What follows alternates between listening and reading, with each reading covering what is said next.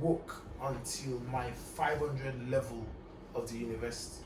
Now imagine if I had become, work much earlier.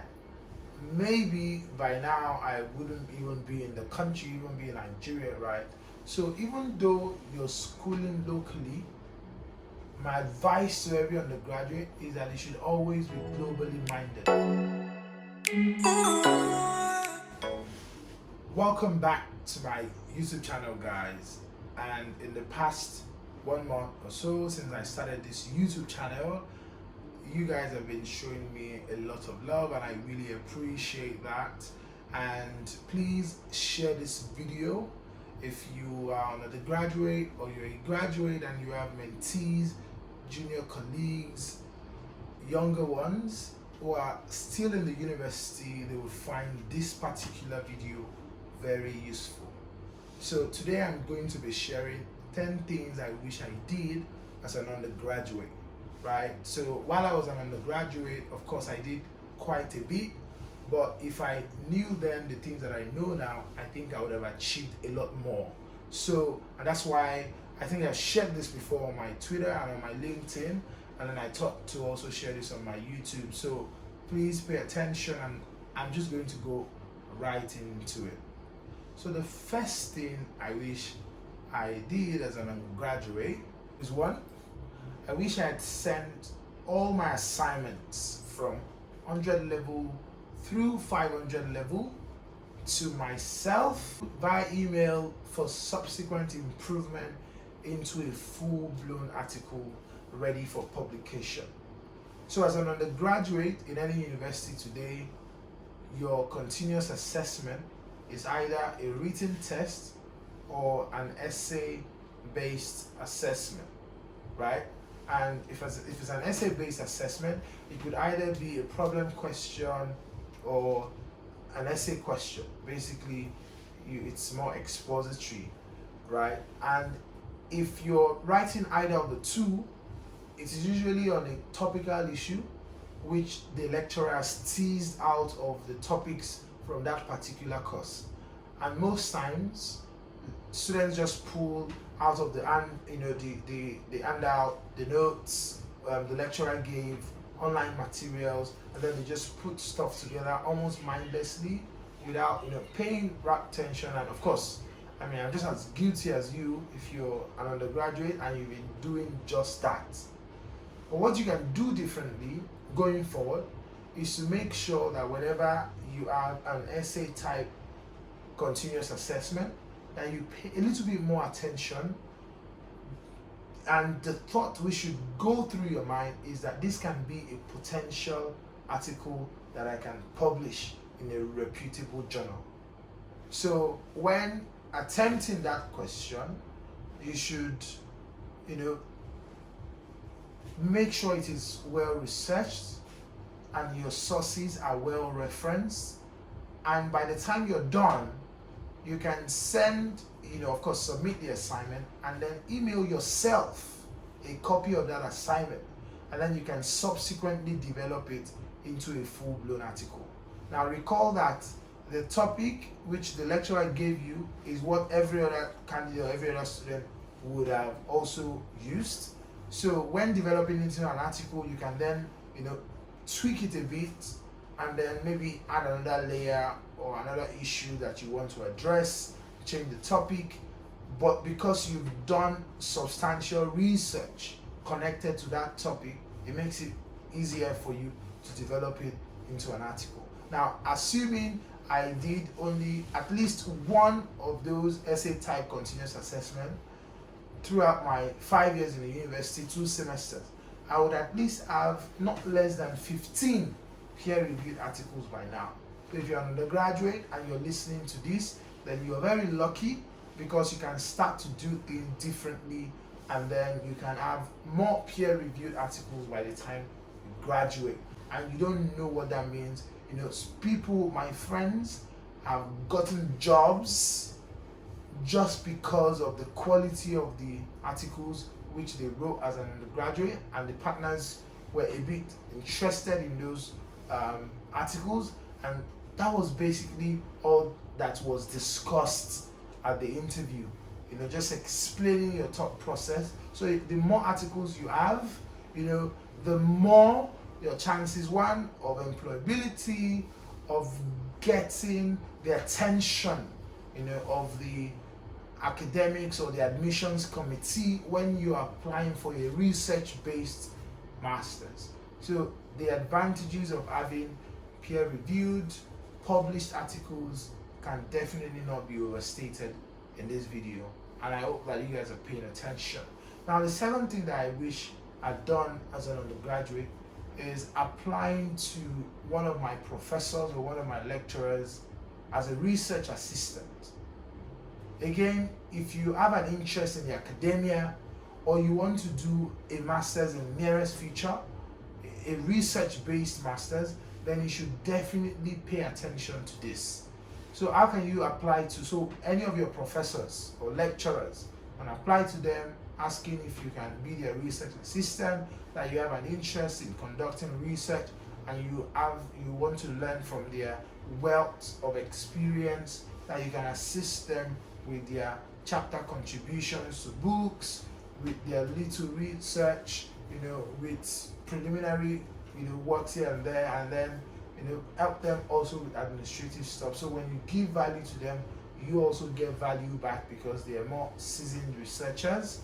They are going to definitely improve your referencing ability to use of Scholar and all of that. I mean, that's standard referencing for lawyers and law students, and all of that referencing style, Harvard, and so on and so forth. So that is definitely something that I wish I did as an undergraduate. The third thing that I wish I did as an undergraduate is I wish I had developed that drive for international opportunities much earlier than I did. I like to say that I didn't become woke until my 500 level of the university. Now imagine if I had become woke much earlier, maybe by now I wouldn't even be in the country, even be in Nigeria, right? So even though you're schooling locally, my advice to every undergraduate is that you should always be globally minded. So even though you're schooling locally, you should be globally minded.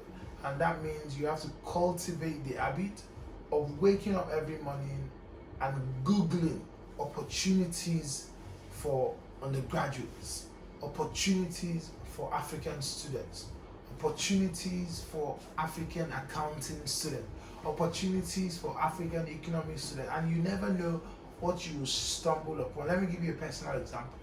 I mean, I didn't cultivate that habit until 500 level.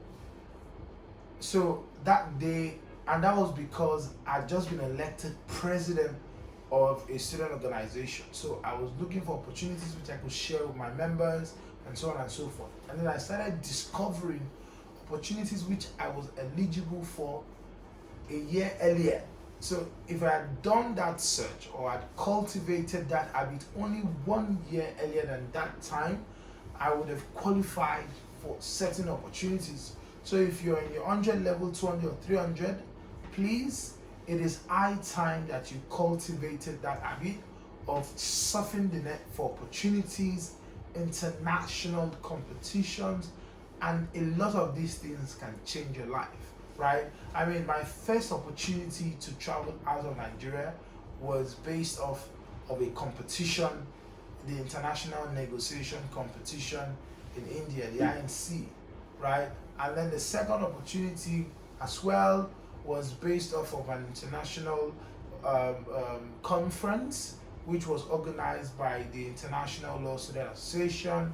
It was the International Law Weekend in New York, and as a student, it was easy for me to write to alumni and sponsors, to get funding for my trip. Then the third opportunity as well was also based off of international competition as well. It was to Nairobi in Kenya for the John A. Jackson International Trade Law competition. So there are so many opportunities, and I know people who have traveled for Model United Nations. They've traveled for space law competition, essay writing, this, and so many. In fact, I cannot begin to list in this video the number of opportunities that are out there. But when you make it a habit to surf the net for international opportunities, you never know what you're going to stumble upon. And I know that those of you who will start today to pay attention are onto something great. Now, the next thing, which I wish that I had done or started doing earlier, was shooting to international employers, shooting my shots to international employers, right? I was such a local champion. So until I graduated, I didn't know it was possible to, as an undergraduate, gain international internships. And if you're an undergraduate today, I'm sure it's no longer news. You know that Nigerians are going to London and the US for international internships. One very popular one for those interested in investment banking is the investment banking internship with the Bank of America, Goldman Sachs, and there's so many other international internships that you can get as an undergraduate. And I wish that I had paid more attention, done more research, put in more efforts into applying for those international internships. The fourth thing which I wish I'd done in the university is search for and participate in more international competitions. And there's so many out there, and there are only few that you would ever stumble on unless you actively search for these opportunities. So if you're in a private school or in a state university, please go on the internet and search for and participate in these international competitions. It is not the exclusive reserve of schools like OAU, UI, Unilag. So if your school doesn't typically participate in this type of competitions, now this is a clarion call to you to use the internet, apply when these applications open, to receive briefs and memorials, and also reach out to your friends in OAU and the other schools to know when to apply for these competitions. The fifth thing that I wish that I had done as an undergraduate is start a business, right? And basically, it wouldn't have been buying and selling. It depends on what exactly your strength lies in. So for me, my strength is in rendering skills and services. So maybe I would have started Eureka much earlier, helping people review CVs, ghostwriting, maybe signing up on Fiverr, on just using my ability, my skills to make money much earlier than I did. So if you're in school and you have a great business idea and you're able to balance it out, making sure that you don't get too distracted and then it starts to affect your grades, and I think it is definitely a great idea for you to start a business. So, and you have to pay attention to what do you like to do, what are you skilled at, and what do you have in high demand. And I'm going to take that again. So there are basically 3 circles, right? So it is something that you love, which is passion. It is something that people are willing to pay you money for, which is demand. And then it's something that you're good at, which is skill. Some people get very lucky that it is the things that they are good at, that they are passionate about, and people are willing to pay them good money for it. Now that is the most ideal situation. But as far as businesses are concerned, right, you may not be passionate about it, about reviewing CVs and doing all that stuff for other people, but you're extremely skilled at it, right? And people are willing to pay you good money for it, then go for it. So think about the things that you're good at, whether or not you're passionate about them, provided that people are willing to pay you good money for it, that it is in high demand, then you're already in business. So that is the fifth thing that I wish I'd done as an undergraduate.